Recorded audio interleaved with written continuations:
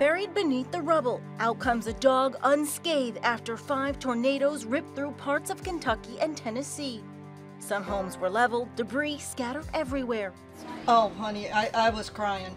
It just barely missed my house. Others weren't touched.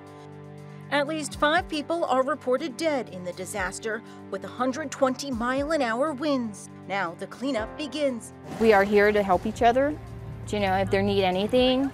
Amid tragedy, a glimmer of hope. For InsideEdition.com, I'm Lee Sheps.